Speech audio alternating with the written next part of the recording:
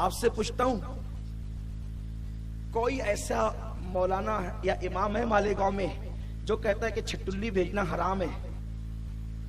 کسی کا فتویٰ آپ کی نظروں سے گزرا کہ چھٹلی بھیجنا حرام ہے؟ یہ چھٹلی کیا ہے؟ بچے کی پیدائش پہ خوشی ہے، اس کو گفٹ بھیجا جاتا ہے، تحفہ بھیجا جاتا ہے، سب لوگ کرتے ہیں۔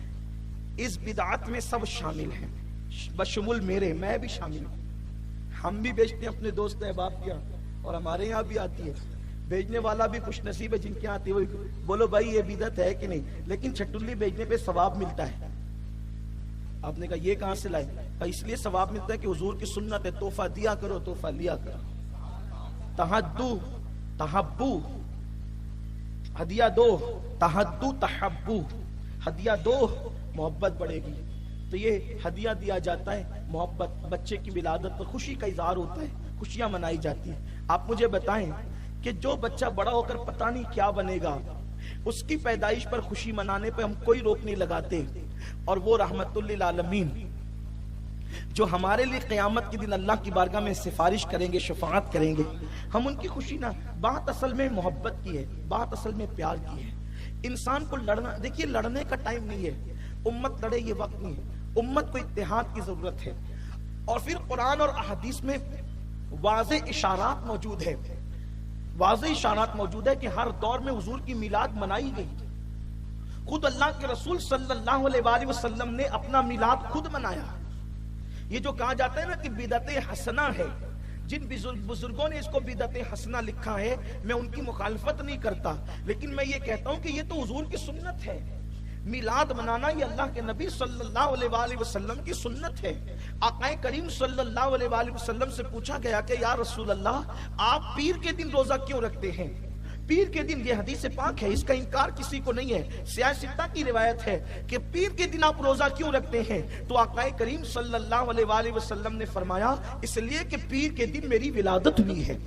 اور بھی حضور نے وجوہات بیان فرمائی، لیکن یہ بھی فرمایا کہ پیر کے دن میری پیدائش ہوئی ہے، میری ولادت ہوئی ہے۔ اب آپ مجھے بتائیں کہ ہم سال میں ایک بار حضور کی ولادت مناتے ہیں، اور اللہ کے رسول صلی اللہ علیہ وآلہ وسلم نے سال میں 52 مرتبہ اپنی ولادت کا دن منایا، یعنی حضور نے ہر ہفتے پیر کے دن روزہ رکھا۔ آقا کریم صلی اللہ علیہ وآلہ وسلم نے، ممکن ہے میری قوم کے کچھ ایسے چھوکرے جنہیں قرآن حدیث کی معلومات نہیں ہے، وہ مجھ سے پھر سوال کر سکتے ہیں کہ حضور نے روزہ رکھ کر کے منایا تو ٹھیک ہے نا، پھر ہم بھی روزہ رکھ کر کے منائیں۔ قمقموں کی ضرورت کیا ہے؟ جلوس کی ضرورت کیا ہے؟ جھنڈوں کی ضرورت کیا ہے؟ اہتمام کی ضرورت کیا ہے؟ میں کہتا ہوں میرے عزیز، دراصل جس کا جتنا فہم ہوتا ہے وہ اتنی بات کرتا ہے۔ دیکھیے میں آپ کو ایک بات آپ سے بتاتا ہوں، دراصل اسلام میں یہ ہے کہ کسی چیز کی اصل ہمیں مل جائے، کسی چیز کا ثبوت ہمیں مل جائے۔ جیسے مثال کے طور پر نکاح کرنا سنت ہے، ٹھیک ہے، نکاح کرنا سنت ہے، لیکن آج جس طریقے کا نکاح ہوتا ہے،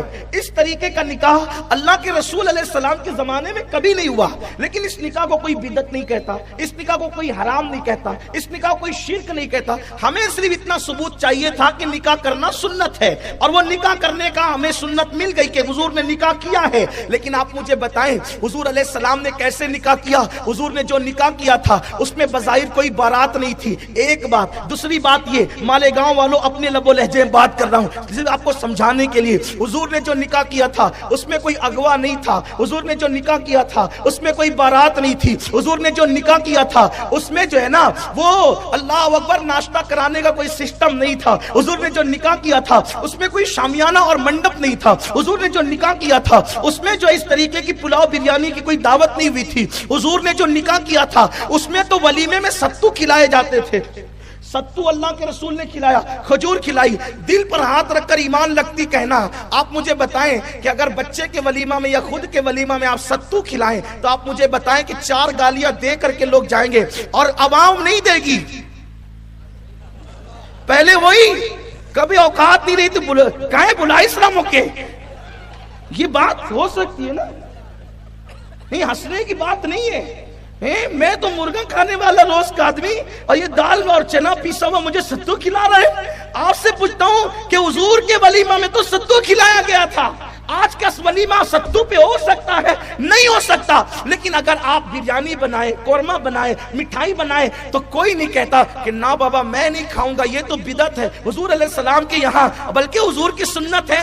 کوئی ثابت نہیں کر سکتا. میں چیلنج کرتا ہوں اہل علم کو کہ اللہ کے رسول کی پوری زندگی میں حضور کے دسترخوان پر کبھی دو قسم کی ڈش جمع نہیں ہوئی. حضور علیہ السلام نے سرکے سے روٹی کھائی ہے, لیکن میرے آقا علیہ السلام کے دیوانوں مجھے بتاؤ, آج جب ولیمے میں 4-5 ڈشیں لگتی ہے, بلکہ کھانا ضائع ہوتا ہے, ایک پلیٹ 2-2 ہزار روپے کی بنتی ہے, آرڈر دیے جاتے ہیں, لوگ 2-4 لقمے کھا کر کے پوری پلیٹ پھینک دیتے ہیں, اس کی طرف لوگوں کی توجہ نہیں ہے. لیکن آپ مجھے بتائیں کیا اس کو کوئی حرام کہہ سکتا ہے کہ آپ نے 2 ڈش کیوں بنائی, آپ نے 4 ڈش کیوں بنائی, آپ نے 5 ڈش کیوں بنائی؟ کوئی اس کو حرام نہیں کہتا, کوئی اس کو شرک نہیں کہتا, کوئی اس کو بدعت نہیں کہتا. کیوں نہیں کہتا؟